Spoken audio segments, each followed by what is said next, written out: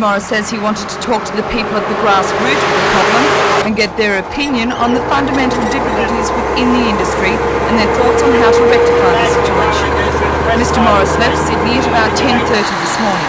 He stopped at Barawa, Arimba and Kandiyangi to speak to the truckers. Mr Morris says the main problem he has noticed since the inquiry began last Monday is an oversupply in the number of trucks combined with a shortage in the amount of freight. Well, the basic problem in road transport is there's a heavy overcapacity. Too many trucks chasing too little freight. Now, that's the basic problem. Additional to that, the main feedback coming back from the people in the industry is freight rates are going up for the public, but the people who actually operate the services aren't getting the benefit of the increased rates, and that's causing a record rate of bankruptcies, and it also complements and adds to the problems we're having with our railway systems. Now, the inquiry's only been going for a few days now, but have you come up with any kind of solution for these people? Not at this stage. All my role has been to alert people to the fact that the inquiry is being held and to try to encourage them to participate so that when the panel of inquiry headed by Mr Tom May moves around Australia, and it's been instructed by me to do that, when it moves around and conducts its hearings, that people will come out and get involved and put their case. The problem they have, as I said, too many trucks chasing too little freight.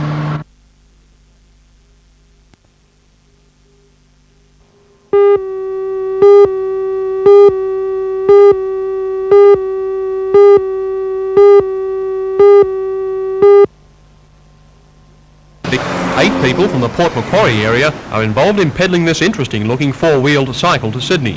They are members of the Hastings Leukemia and Cancer Club, formed last year to raise money for cancer research at Sydney's Prince of Wales Hospital. They based themselves in Civic Park for today's stopover in Newcastle. Surrounding themselves with T-shirts for sale and other bits and pieces from their sponsors, they looked about for donations. Including money raised from a Mardi Gras at Port Macquarie before they left, they've now raised about $2,500. Only 600 of that coming from being on the road, but they are a determined group. Well, each of us have got someone in our family that has cancer or had contact with somebody with cancer. That's why we want to do it. And obviously you've had people around you who have died from cancer? Yes, some of the members of our club have lost children with cancer. How does it make you feel to have to get out on the road yourselves to earn money to sponsor the treatment of cancer? It makes you pretty mad, really, that the money's not there to buy the equipment and to do the research, because cancer is becoming really bad all over the country. It's getting worse and worse.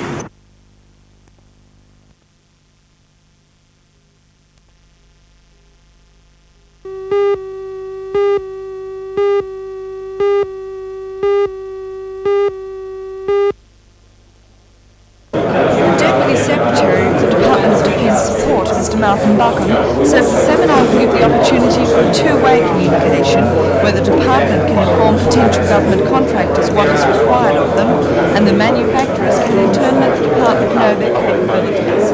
He says there is a very high chance that more government defence contracts will come to the hunter.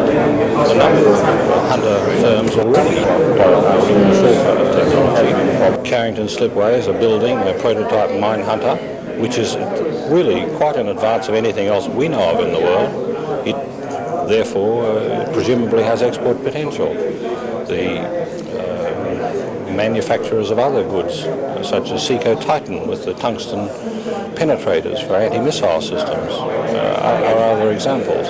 But the Hunter region is fairly rich in general engineering, and our impression would be that there's a good likelihood of work coming.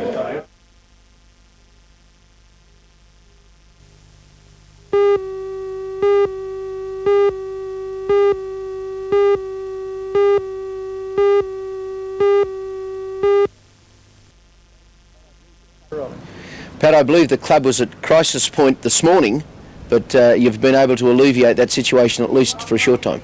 Yes, Lee, with the announcement today from Carlton United, what in actual fact the immediate crisis that the club was in has now been resolved. We are still negotiating with Carlton United at the present time, and those negotiations will continue next week on the future of sponsorship from Carlton United. When you say the crisis has been resolved at this point in time, does that mean, can we assume that you can now pay the players? Because that was the crisis, I believe. Yes, that's correct, Lee. That was the crisis, and you're right in your assumption. We now can pay the players. That was a major thing in the club's eyes, because failure to pay the players means that your assets, the players, would be lost to the club for no money. That's true. The players themselves are the club's only asset, and if we fail to fulfil the contracts, then the players will then become free agents. Pat, it's a club that's been strife-torn financially over the last couple of years, season by season. It's almost a matter of will we or won't we be in it next year. Are we still at that point? Yes, Lee, we are, and I think we've got another 12 months before we can get away from the bottom of the barrel and climb up to the top. But I think all looks good for next season. You can assume, or we can assume, that all the top players will be with KB United, and KB United will be playing in the National Soccer League in 1984. Yes, we hope so, Lee.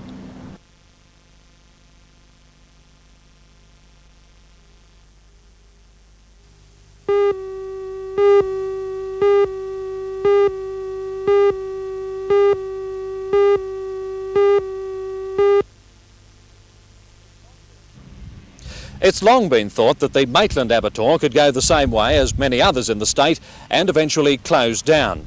But it still came as quite a shock when the workers were told at 10 o'clock this morning that the end is imminent. By way of softening the blow, though, the owners, FJ Walkers, did say they'd be prepared to sell if a buyer could be found within a fortnight. Maitland City Council has already said it has no intention of buying back any part of the meatworks which it sold to Walkers in June 1980. Walkers says it has accumulated operating losses of $15 million in the past 3 years, despite what it described as good management and a cooperative workforce. Considering the recent history of meatworks in New South Wales, a buyer will be hard to find. But one group interested is the Newcastle Regional Abattoir Company.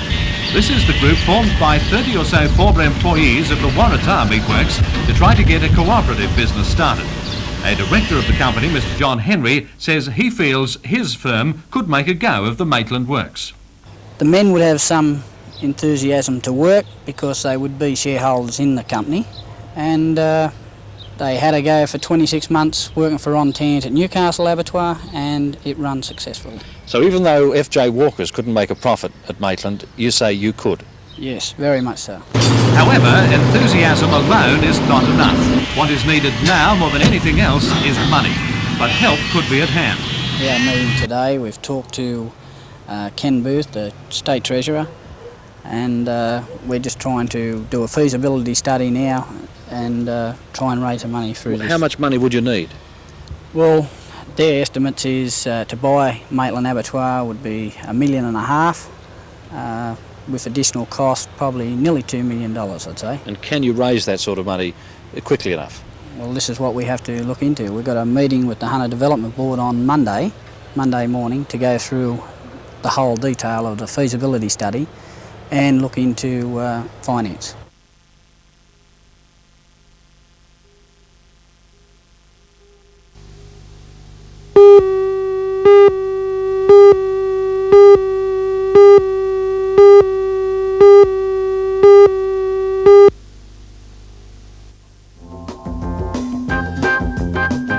Newcastle Doll Society members love nothing more than to display their wares, and if they can raise money for a good cause by doing so, then so much the better. So when the Marching Koalas school band leaves for the United States on December the 27th, at least part of the expenses will have been paid for by these dolls, which are on show this weekend at Fellowship House, Hamilton. The Society also includes the makers and collectors of so-called doll-related products, all sorts of intricate miniatures, such as these bejewelled eggs by Mrs. Colleen Edwards. Some of these masterpieces take 6 weeks to create from a simple ostrich or goose egg.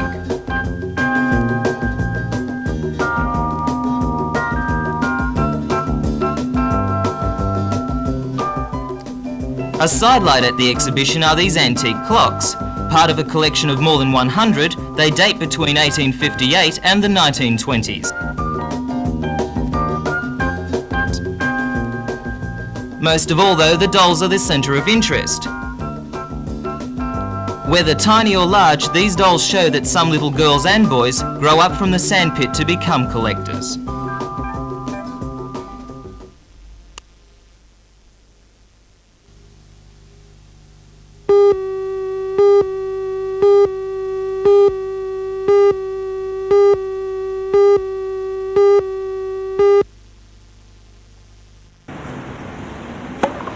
The first semi-final played today was between Amanda Dingwall of New South Wales in the pink top and America's Deanne Hansel in the dark navy.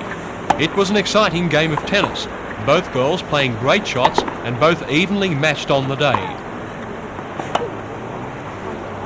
Hansel won the first set 6-3, but Dingwall fought back to take the second set 6-4. The blonde American girl was then able to settle herself sufficiently to take the third and deciding set 6-4. Second semi-final today was between Karen Smith of New South Wales in the blue and New Zealand's Belinda Cardwell in white. Cardwell was just too strong for Smith and took out the match 6-3, 6-love. The final tomorrow will be contested between America's Deanne Hansel and Kiwi Belinda Cardwell.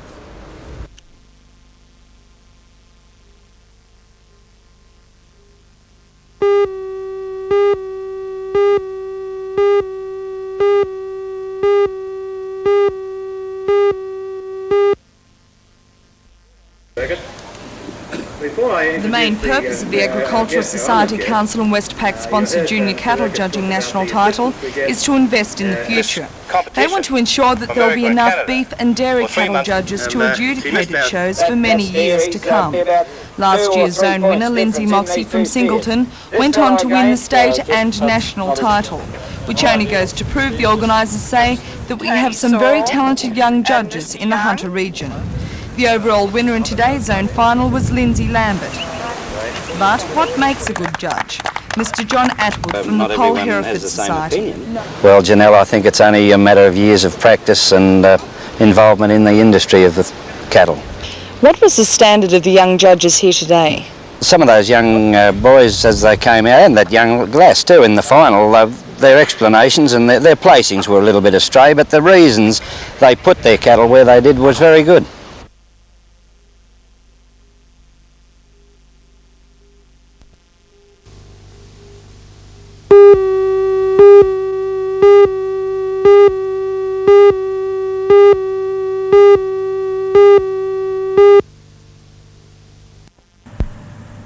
Clevedon Hospital is almost certain to close. The privately owned residence is expected to be sold.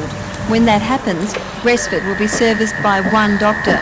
Patients will have to travel to either Maitland or Dungog. The situation has alarmed many residents who met yesterday. Somehow they want the hospital to remain, or for the government to set up a new one. Representatives from Maitland Hospital, which administers Clevedon, are sympathetic to their cause, but the administrators are preparing for the worst. At yesterday's meeting, a panel from Maitland Hospital put forward an alternative healthcare scheme for the region. It was not willingly accepted by the residents, calling for a better deal. We want a hospital service in Gresford, and we don't want to rely on a nursing aid or a nursing service coming round, which is not going to be here 24 hours a day. Director of Nursing at Maitland Hospital, Miss Makepeace, indicated to the meeting that the Maitland Hospital was prepared to provide a community nursing service for the region when the Clevedon Hospital closed. Realising that there was little alternative but to support the measures, the residents narrowly agreed to push for a community health service and also after-hours services. A delegation will meet the Acting Regional Director of Health today.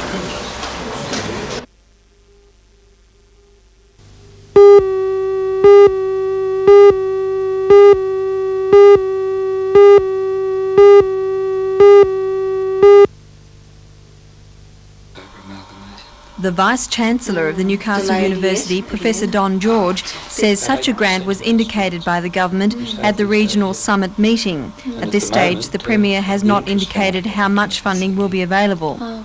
The Newcastle University plans to look at the city's high-tech opportunities through the organisation TUNRA. We have a consulting company called TUNRA, which is already very busy in linking the research work of the academic staff to industries, not only in Newcastle but elsewhere in Australia and even overseas. And that company is always looking out for chances to develop research ideas. Of course, I think the main thrust here is to get employment into the Newcastle district. So that perhaps means new industries, new high technology industries, perhaps in the computer field or some such idea.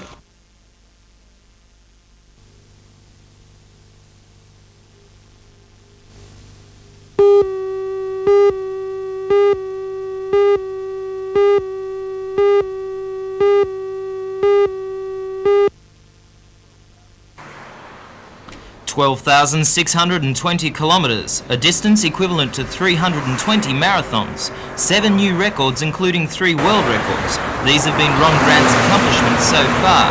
After running in long-distance events for 12 years, Ron's 14,000-kilometre anti-clockwise run around the continent is his supreme accomplishment. He began on March the 28th from the Queen Street Mall in Brisbane, followed by 2 caravans, friend Lee Tickle and fiancée Del Bishop, who are his running mates for some of the 70 kilometres he runs a day. His major problem so far has been money. Ron mortgaged his house to finance the expedition in the absence of a major sponsor. I asked him about the problems while on the road. The temperatures, I'd say, in the north, for nearly 100 days, Mark, the temperatures were over 30 degrees, and that's really tough. And it's just going to get hot from here to Brisbane, but at least I'm nearly finished. And the loneliness, the straight roads, 145 kilometre straight roads and things like that. Very difficult to take.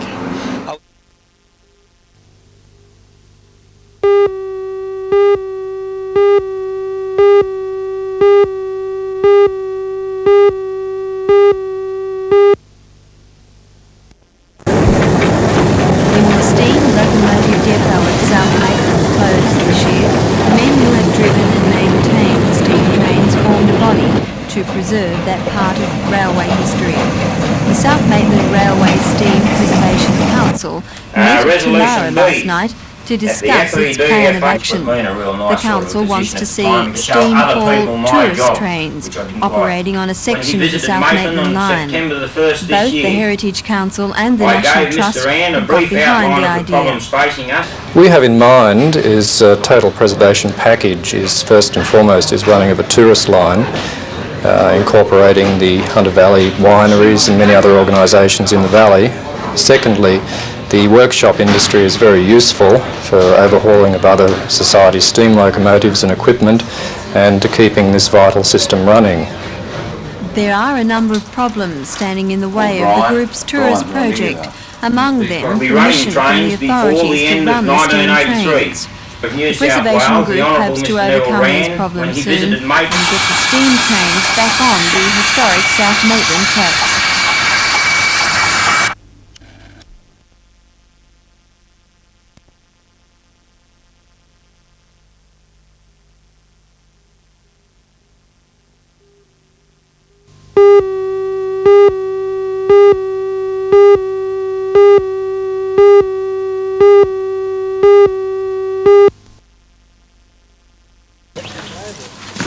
Many people knew of the existence of Francis Raymond Patrick Caneen, but few knew his name and even fewer ever spoke to him. Caneen was a repatriation pensioner, from Sydney originally, who told those who knew him he once had a wife and child. His hut was among others in a clearing 300 metres down a track off Burwood Road. Police have been told Caneen had been drinking last night with the residents of the other huts and went to bed about 8:30. This morning, one of those people awoke to find the old man dead and his dwelling a smouldering ruin. Dennis Campbell had shared a drink at times with Caneen at the local hotel. Dennis was able to offer this insight. Yeah, we just wanted to get out, out of the rat race of the city and that, and didn't want to pay rent or anything. He just wanted to get away on his own. He was a loner, he was always a loner that I knew him to be. And what sort of a man was he? Oh, he's a good bloke. He's all right. Police are working on the theory that Canine went to bed smoking a cigarette. They theorise he probably awoke when his mattress flared up. He tried to drag it outside, but stumbled and knocked his head. In any case, police do not consider anyone else was involved in the death. Where do you want to go?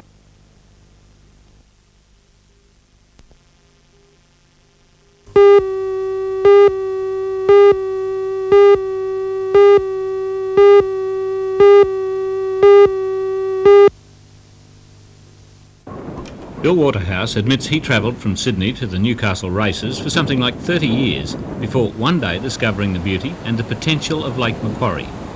Now the area has no keener advocate, and he's already backed his enthusiasm by spending $1.5 million on the first stage of a real estate development at Alabano. Today, Mr Waterhouse called tenders for 27 luxury 2- and 3-bedroom townhouses to be built on the estate. Included in the plan is provision for a communal tennis court and swimming pool, so the townhouses will obviously be aimed at the top end of the market.